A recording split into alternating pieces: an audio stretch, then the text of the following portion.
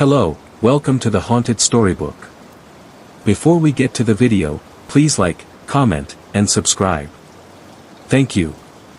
Story 1. The air smelled like pine needles and damp earth as Marla stepped off the train at the old Briar Glen station. It had been nearly 15 years since she last saw the town, since the accident that took her brother and splintered her family. Now, drawn by an envelope with no return address and a single sentence inside, "Come home, it's not finished," she found herself standing at the edge of memory and shadow. The platform was empty. Her boots echoed on the wood as she made her way to the taxi waiting alone at the curb. The driver, an older man with hollow eyes, said nothing as she handed him the address. "People don't go out to the hollow much anymore," he muttered finally, eyes fixed on the road. "Not since the lights started showing up." Marla said nothing. Her childhood home waited beyond the thickets, a place the townsfolk avoided. And as the taxi drove through the forest, the trees leaned in close, as if they remembered her too. The car pulled to a stop at the foot of a narrow gravel path choked with weeds. The headlights barely pierced the dense underbrush that lined both sides of the trail, but even in the dim light, Marla recognized the silhouette at the end. Her childhood home. The hollow house. It stood in a clearing like a forgotten monument, 2 stories of weathered gray wood, its windows like dark eyes, curtains unmoving. Ivy crawled up the sides like veins. The porch sagged to one side, and a wind chime on the eave clinked a faint, tuneless rhythm into the cool air. Marla stepped out of the cab. The driver stayed in his seat, staring forward. "You sure you want to go in there?" he asked, almost like a whisper. "I don't have a choice," she said. He didn't argue. She walked up the path slowly, gravel crunching underfoot. The door was slightly ajar, as if waiting. She pushed it open. The air inside was still and cool. Dust motes floated through the hallway like sleeping spirits. Everything was exactly as it had been the night she left, except cleaner. The photo frames on the walls gleamed. The floor had been swept. The old clock in the hallway was ticking. She called out. "Hello."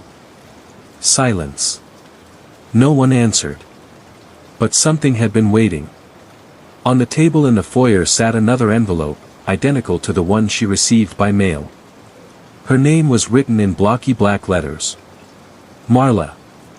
Hands trembling slightly, she opened it. Inside was a single line. "Don't trust the reflections." She turned to the hallway mirror, and for just a breath of a second, her reflection didn't move. Marla blinked at the mirror, her breath caught in her throat. Her reflection had lagged, just by a second, but it had been enough. Enough to make her stomach twist. Enough to make her take a cautious step backward. The glass now showed only her and the hallway behind. Nothing out of place. No flickers. No tricks of the light. Still, she turned it to face the wall. The rest of the house stood in eerie silence. No creaking floorboards, no humming pipes, just the slow, steady ticking of the hallway clock and the rustle of wind against the windows. It was as though the house was holding its breath. She climbed the stairs, hand grazing the polished banister. The upstairs hallway stretched longer than she remembered, shadows pooled in the corners. To the right, her old room. To the left, her parents'. And at the very end of the hall, the locked door. It had always been locked, even when she was a child. Her father told her it was just a storage room, but she had never seen inside. She remembered once hearing voices behind it, muffled but distinct, 2 people whispering in tones too low to understand. That memory rose like a chill in her spine. Now, standing in front of it again, she saw something new. There were scratches on the door. Long ones. Deep grooves in the wood, like something, or someone, had clawed at it from the inside. Fresh enough that flakes of paint still clung to the floor. She tried the knob. Locked. Marla pressed her ear against it. No voices now. Only the faint sound of breathing. She backed away slowly, heart pounding, and retreated into her old bedroom. The wallpaper was faded, her childhood furniture smaller than she remembered. Everything smelled of cedar and dust. On the bed was another envelope. This one simply said, "Don't let it out." She turned toward the window, needing light, needing escape, and there in the glass, her reflection stood still. But she had already turned away. The morning light in Briar Glen was weak, barely pushing through the curtains. It cast long gray shadows across Marla's bedroom floor, dulling the soft colors of her childhood memories. She hadn't slept. The envelope on the bed lay crumpled now, as if she could crush the message inside by force alone. Don't let it out. She'd heard breathing behind a locked door. Seen a reflection that didn't belong to her. But the house remained maddeningly still, no footsteps, no other signs of life. Just the house and her, and the sense that she was being observed. She left her room and padded barefoot into the hallway, drawn by something she couldn't name. It was the photo wall. The one by the stairs. She used to pass it every day, a collage of smiling faces, her parents, her brother Liam. All frozen in time. But today, the pictures were different. Her father's face in one photo was turned away now, no longer smiling. In another, Liam's eyes were closed, though she remembered him laughing when it was taken. One photo was missing entirely, an empty spot on the wall where dust marked a once-framed square. Marla's hand hovered near it, and she whispered, "What are you showing me?" A breeze answered. From nowhere. And then, the photos shifted again. Right before her eyes. In every image, her own face turned toward the camera, mouth slightly open, eyes wide with fear. In one, her hand was raised as if trying to stop something just out of frame. Her breath caught in her throat. She stepped back. The hallway seemed longer now. The light dimmer. A cold pressure wrapped around her spine. And at the end of the hallway, the door was open. Not wide. Just enough for something to slip out. The door at the end of the hall gaped just slightly, no wider than the width of a hand, but it was enough. Enough to let out cold. Enough to let out whatever had been scratching. Marla's breath misted in the air. The temperature had dropped sharply in the last minute. She stood frozen at the top of the stairs, staring at that crack of darkness. The hallway felt longer again, subtly stretched, like the house was rearranging itself while she wasn't looking. A sound broke the silence. Click. Click. Click. It echoed from the shadows beyond the door. It wasn't a voice, but it wasn't random either.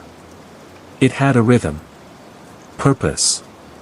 Like fingernails tapping against wood. Marla took one shaky step forward. Then another. The carpet beneath her feet seemed damp now, spongy. The air tasted metallic, like blood or old coins. "Hello?" she whispered. The clicking stopped. In the silence that followed, she heard it clearly.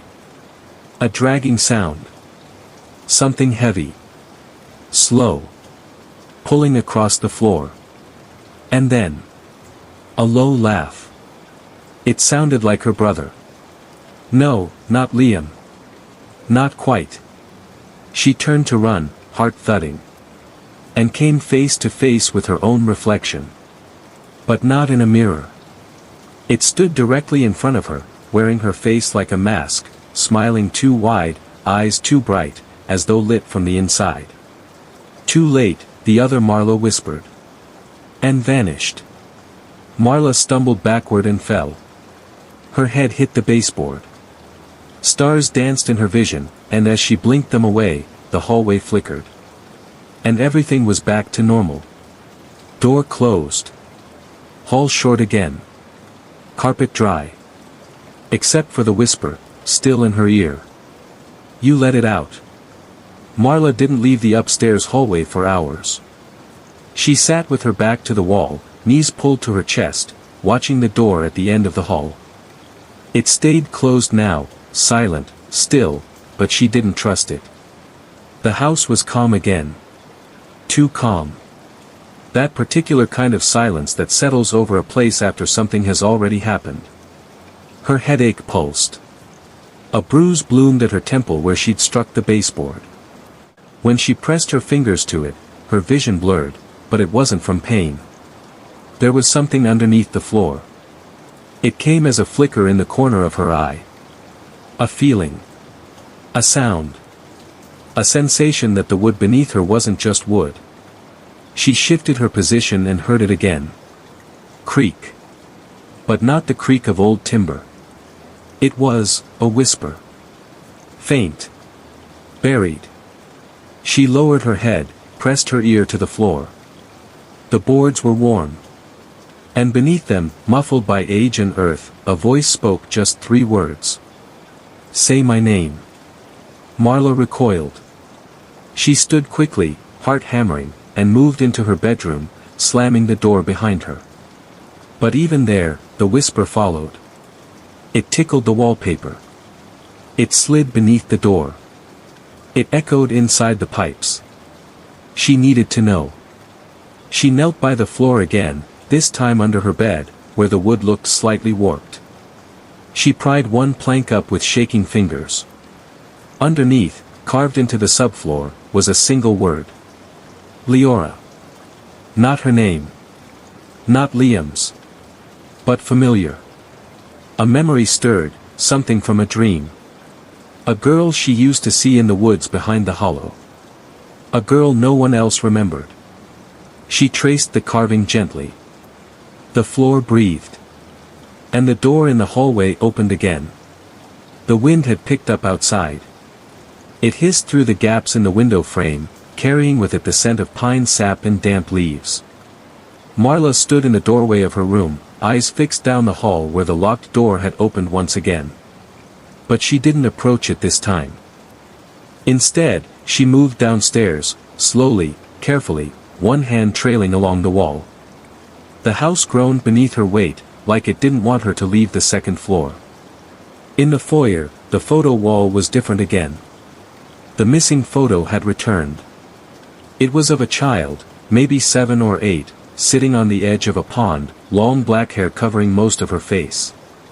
Behind her, barely visible in the trees, was the shadow of another figure. Tall. Watchful. Wrong. Marla touched the frame, and for just a second, the girl's head turned slightly in the photo. She gasped and stepped away. The air shifted. There was another envelope, now on the mantel of the fireplace. Same writing. Same stark ink. She opened it with trembling fingers. Inside was a new message. Go to the pines. She's waiting. Marla didn't hesitate. She needed answers. She needed truth. She left the house without shoes, barely noticing the cold mud under her feet. The woods behind the hollow were thicker than she remembered. The trees leaned in, their branches knitting together above like a canopy of bone.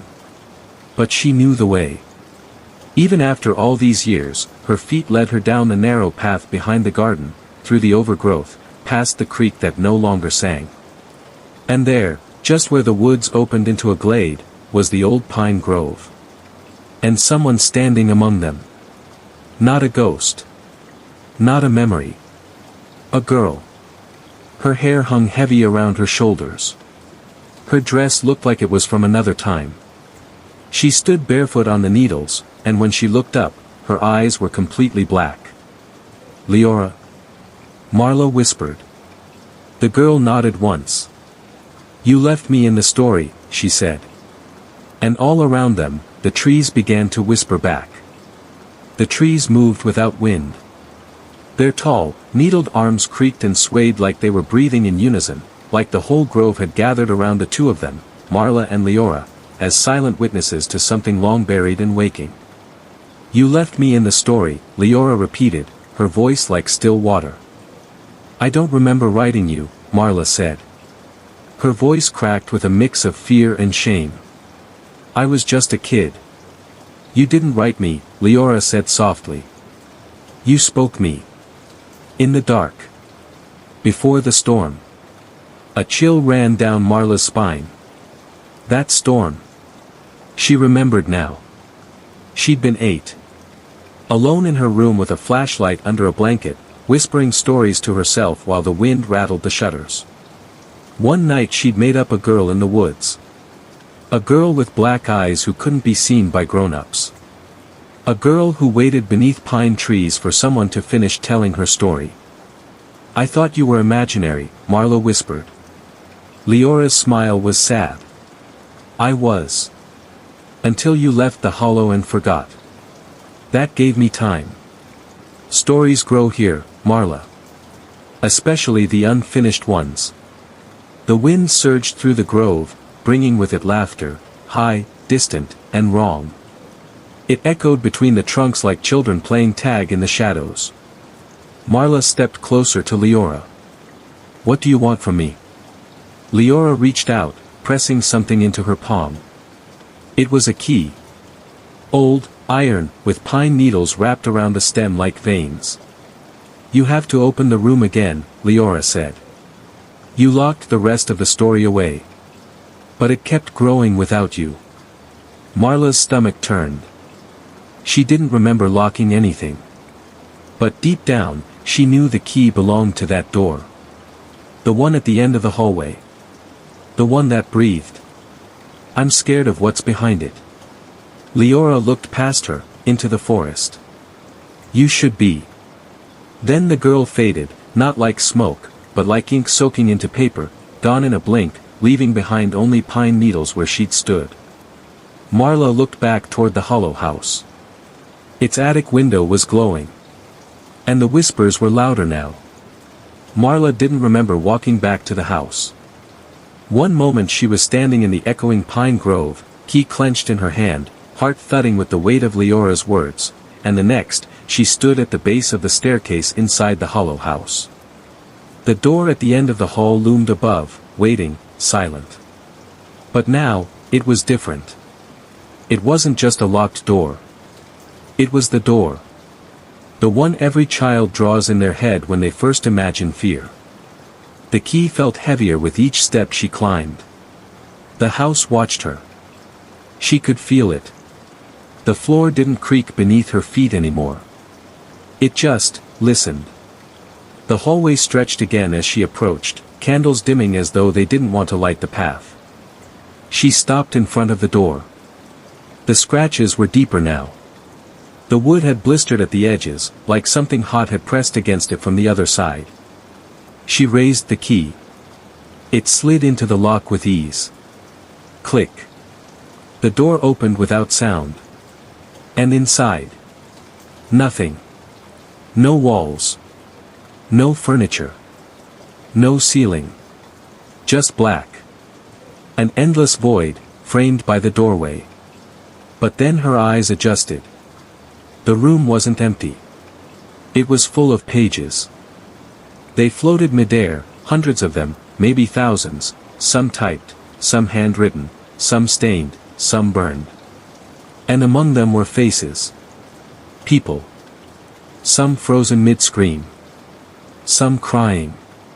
Some staring at her as though they recognized her.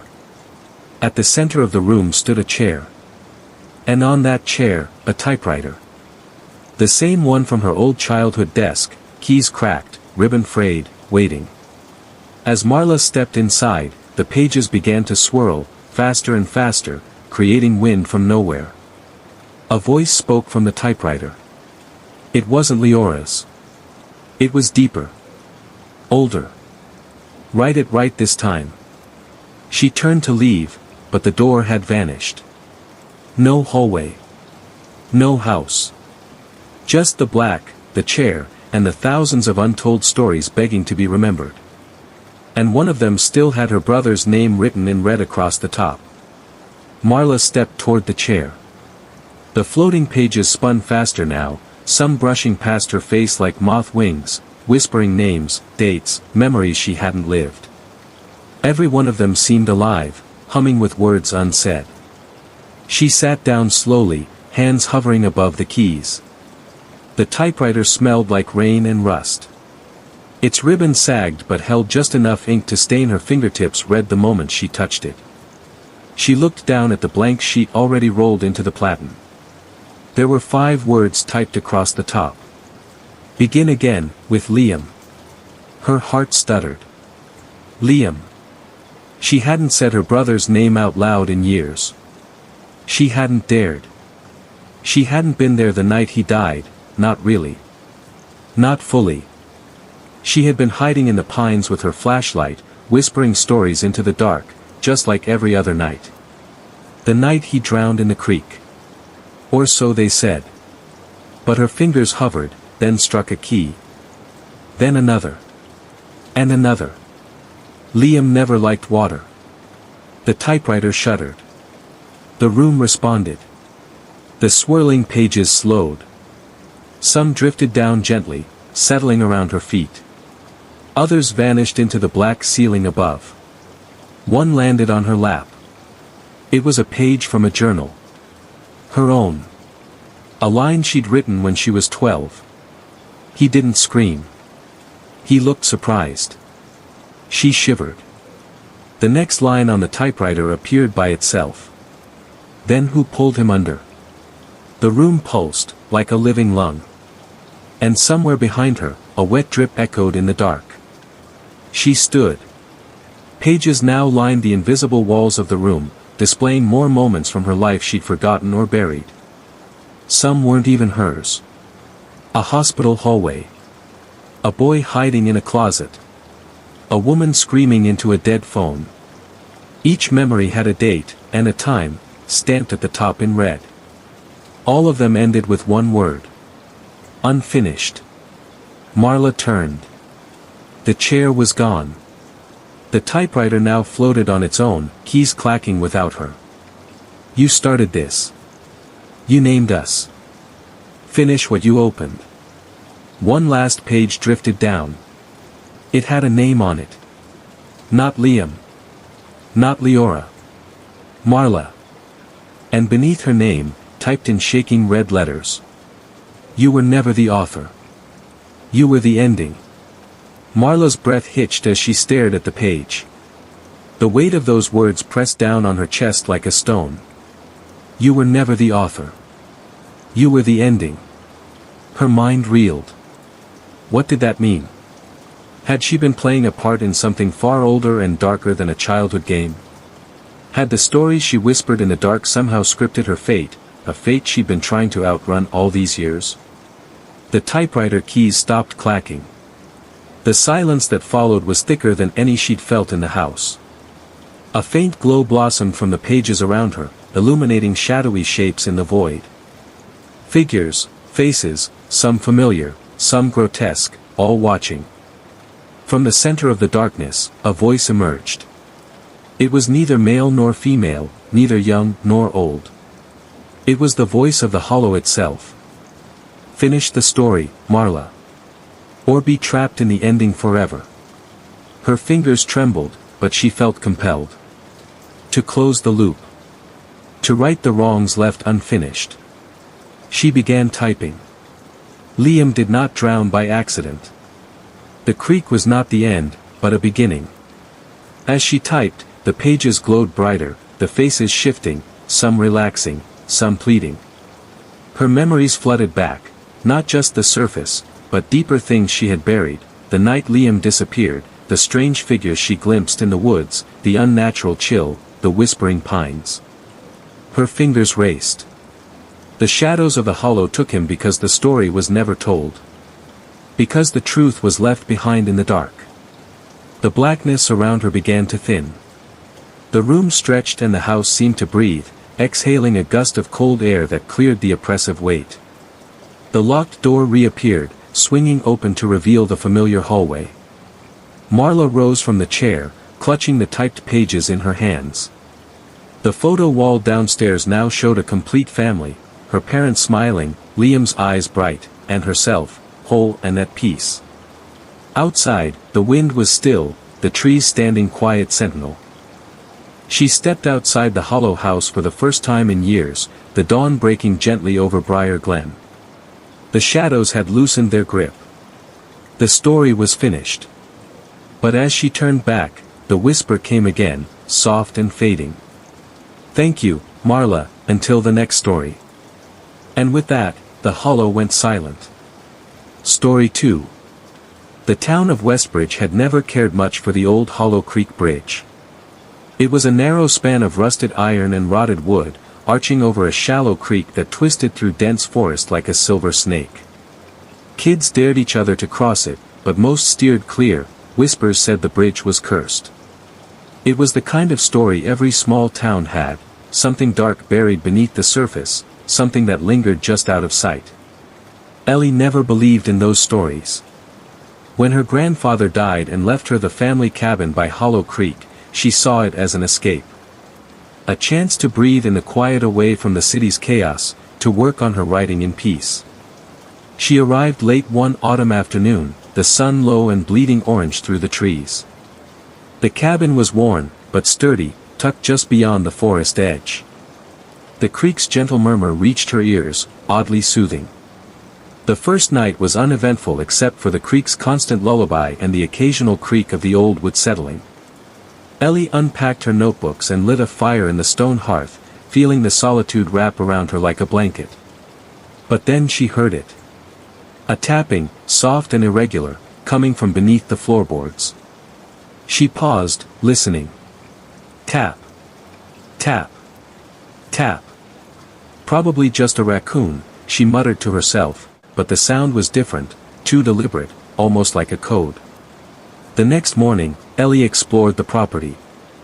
The forest pressed in thick and dark behind the cabin, and the creek was colder than expected, running faster and sharper than she remembered from childhood visits.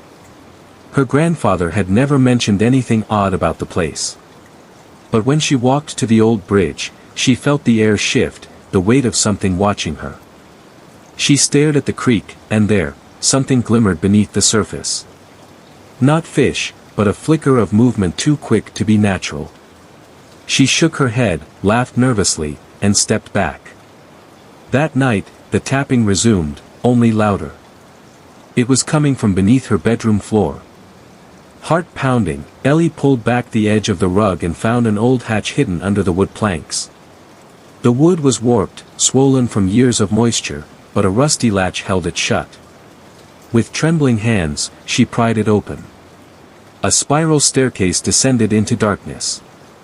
She grabbed her flashlight and climbed down. The air was cold, musty. Below, a narrow stone tunnel twisted away, slick with moisture. Ellie shone her light along the walls, ancient carvings, symbols she couldn't decipher, etched deep into the rock. Her breath hitched as she heard a whisper, faint but clear. "Help, find me." Her flashlight flickered. Ellie swallowed her fear. "Who's there?" No answer. Only the sound of water dripping somewhere in the dark. She moved forward, the tunnel winding tighter and narrower. After what felt like forever, she came to a chamber, an underground cavern where the creek ran through, its water black as ink. And in the water, a shape. A girl, no older than 10, her hair floating like seaweed, eyes wide and empty. "Who are you?" Ellie whispered. The girl's mouth opened, but no sound came out. Instead, the water rippled, and the walls echoed with voices, children laughing, crying, begging. Ellie stumbled back, heart racing. The girl's eyes locked onto hers, and suddenly the whispers turned into one chilling voice. "Find the truth. Finish the story." Ellie ran up the stairs, slamming the hatch shut behind her. The next day, she spoke with the townsfolk, who looked at her with a mixture of fear and pity. "They call her the Whispering Girl," an old man said. "Lost in the creek decades ago. Nobody ever found her body. Said the creek took her, but the story's unfinished." Ellie's mind churned. The tapping, the underground chamber, the girl's silent plea, all pieces of a dark puzzle. Determined, she returned to the cabin that night, flashlight and journal in hand. She began to write. The creek is not just water, it holds memories. It keeps the forgotten. As she wrote, the tapping grew into a pounding rhythm. The cabin's walls seemed to breathe, the shadows thickening. Suddenly, the hatch burst open, and the whispering girl rose, dripping water, eyes hollow but pleading. "You must finish the story," she said, voice like the creek's rush. Ellie's hands shook but typed faster, telling the tale of the girl's disappearance, the secrets buried beneath the bridge, the lies the town had whispered to forget. With the last word typed, the cabin shuddered. The whispering girl smiled, fading into mist. The creek outside ran clear once more. Ellie stepped outside, dawn breaking over Westbridge. The bridge stood quiet, its curse lifted. But as she turned to leave, she heard one last whisper on the wind. Until the next story. Story 3. The road to Raven's Hollow was a ribbon of cracked asphalt flanked by gnarled trees that reached like skeletal fingers toward the sky. It wasn't marked on most maps, and locals spoke of it only in hushed tones. They said the house at the end of the road held a secret, one wrapped in shadow and silence. For years, Nora had avoided it. But when her uncle died unexpectedly, he left her the house on Raven's Hollow Road, a place she had never been, but one that pulled at her like a thread in a dark tapestry she couldn't unravel. The first time she saw the house, it was shrouded in fog, its crooked silhouette barely visible through twisted branches. The wood was blackened with age, windows dark and staring like hollow eyes. The air smelled of damp moss and something metallic, sharp beneath the earth. Inside, the house groaned with memories. Dust covered everything, old photographs, cracked mirrors, and a grand staircase that creaked underfoot. But what caught her attention most was the study at the back, locked tight with an iron padlock rusted over years. Nora tried to ignore it, but the house wouldn't let her. At night, the floorboards whispered. Doors slammed shut on their own. The air grew thick, and shadows pooled in corners like spilled ink. One evening, as thunder rolled overhead, she found a journal tucked beneath loose floorboards in the study. The pages were yellowed and brittle, filled with scrawled entries in a shaky hand. The house listens. The house watches. It waits for the story to be told, unfinished, like a wound. Nora read on, the journal's owner speaking of a presence beneath the house, something older than the land itself. Suddenly, the lights flickered, plunging her into darkness. From the shadows, a voice whispered, low and urgent. "Find the key. Finish the story." The next day, Nora searched the house room by room. Behind a loose brick in the fireplace, she discovered a small iron key, cold and heavy in her palm. At night, drawn by a force she could not resist, she unlocked the study door. Inside was not what she expected. The room stretched impossibly, walls dissolving into endless darkness. At its center, an old typewriter waited, ribbon dry, keys silent. A single sheet of paper sat loaded, blank but waiting.